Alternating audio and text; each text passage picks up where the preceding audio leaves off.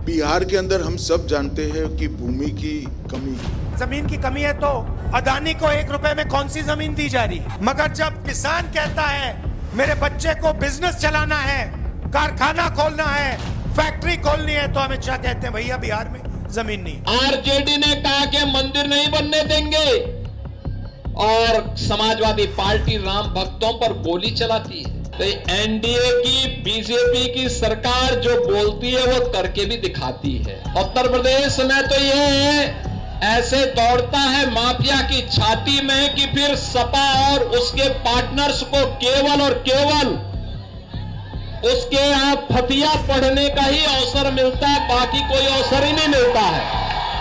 एक तरफ नाटक अंबानी अदानी का हिंदुस्तान, नरेंद्र मोदी का ड्रामा, और दूसरी तरफ हिंदुस्तान की सच्चाई, गंदा पानी, बीमारी।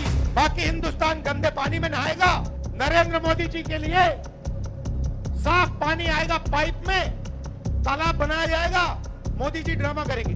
मैं आपसे पूछना चाहता हूं, अंबानी की शादी हुई? राहुल गांधी क्यों नहीं गया? नरेंद्र मोदी क्यों गया? नरेंद्र मोदी जी उनका औजार है। 1 रुपए में जमीन, बिहार की जमीन उनके लिए, धारावी की जमीन उनके लिए। नमस्कार, आदाब। मैं हूं मोहम्मद इमरान।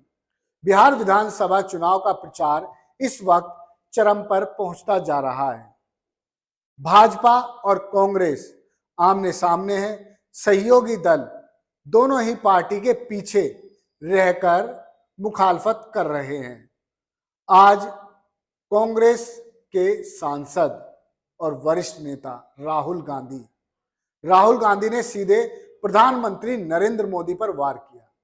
उन्होंने कहा कि बिहार में चुनाव है, इसीलिए दिल्ली से संदेश दिया जाना था छठ पूजा का, लेकिन दिल्ली में गंदी यमुना को छोड़कर दूसरी यमुना की पैरेलल ही व्यवस्था कर डाली, जिसमें बिसलरी का पानी यानी आरओ वाटर भर दिया गया ताकि प्रधानमंत्री को डुबकी लगाने में कोई नुकसान ना हो। लेकिन लाखों करोड़ों लोगों की जिंदगी गंदे पानी में दांव पर लगी है। मगर जब सोशल मीडिया पर इसका प्रचार होने लगा, वीडियो वायरल होने लगी, तो प्रधानमंत्री ने अपना ये प्रोग्राम कैंसिल कर दिया। राहुल गांधी ने एक जनसभा में जमकर प्रधानमंत्री को आड़े हाथों लिया। उन्होंने कहा कि प्रधानमंत्री नरेंद्र मोदी वोट के लिए कुछ भी कर सकते हैं। इसके बाद राहुल गांधी ने बिहार के लिए क्या क्या किया जाना चाहिए था, ये सब बता दिया। इतना ही नहीं, उन्होंने एक बार फिर से दोहराया कि बिहार की जनता को बेवकूफ बनाने की ये पूरी साजिश हो सकती है। खैर, राहुल गांधी तेजस्वी के समर्थन में पूरी तरह उतर आए हैं। वहीं उत्तर प्रदेश के मुख्यमंत्री योगी आदित्यनाथ ने भी अब बिहार में चुनाव प्रचार की कमान संभाल ली है। विकास की बात तो होती नहीं, लेकिन राम मंदिर बनाया या नहीं, इस पर सीएम योगी आदित्यनाथ ने जनता से सवाल कर लिया। उन्होंने कहा कि जो हम कहते हैं वो करते हैं। भाइयों बहनों, राम मंदिर बना कि नहीं, ये सवाल उन्होंने जनता से भी पूछ लिया। खैर, उत्तर प्रदेश में राम मंदिर बन चुका है और लगातार बिहार में सांप्रदायिक भाषण देकर सीएम योगी आदित्यनाथ जनता को क्या संदेश देना चाह रहे हैं?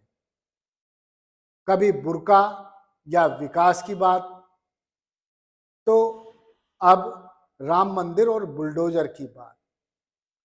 भाजपा की ओर से योगी आदित्यनाथ को स्टार प्रचारक के रूप में बिहार भेजा गया है। प्रधानमंत्री नरेंद्र मोदी भी जमकर प्रचार कर रहे हैं। एक के बाद एक उन्होंने रैलियां की हैं। गृह मंत्री अमित शाह लगातार बिहार में प्रचार की कमान संभाल रहे हैं। उन्होंने सीधे और सीधे महागठबंधन पर हमला किया और कहा कि ये लोग बिहार का विकास नहीं विनाश चाहते हैं। इतना ही नहीं, लालटेन की बत्ती का दम निकल चुका है और लालू के राज को भी बार बार बताया जा रहा है। काउंटर में मुख्यमंत्री पद के उम्मीदवार महागठबंधन के तेजस्वी यादव अपनी हर चुनावी सभा में रोजगार, विकास और किस तरह से बिहार को आगे लेकर जाना है इसकी बात कर रहे हैं। दरभंगा और मधुबनी में बंद हुई 3 चीनी मिल को लेकर तेजस्वी यादव ने बड़ी बात कह दी। उन्होंने कहा कि पिछले 20 सालों से बिहार में नीतीश सरकार है और 11 साल से केंद्र में मोदी सरकार है, तो बिहार का क्या विकास हुआ, मैं यही जानना चाहता हूं। खैर, अब बिहार का चुनाव चरम पर पहुंचता जा रहा है। सभी दल मतदाताओं को आकर्षित करने के लिए तरह तरह के वादे, तरह तरह के इरादे अपने बता रहे हैं, लेकिन देखना यह है कि ये बिहार की जनता क्या हिंदू मुसलमान में फंस पाएगी, क्योंकि बिहार के अंदर हिंदू मुसलमान का फैक्टर बहुत ज्यादा नहीं दिखता है। खैर, नीतीश कुमार का राज पिछले 20 सालों से सब देख रहे हैं। तेजस्वी यादव भी डिप्टी सीएम बने, लेकिन उस दौरान किस व्यक्ति ने क्या क्या किया, इस पर अब बिहार की जनता भी अपने मन में सवाल पूछ रही है और एक दूसरे से जवाब की तलाश है। इतना जरूर है कि ये बिहार है और ये हकीकत है कि बिहार में एक बड़े उद्योगपति को 1 रुपए में एकड़ों जमीन दे दी गई है। खैर, राहुल गांधी इसका पुरजोर विरोध कर रहे हैं।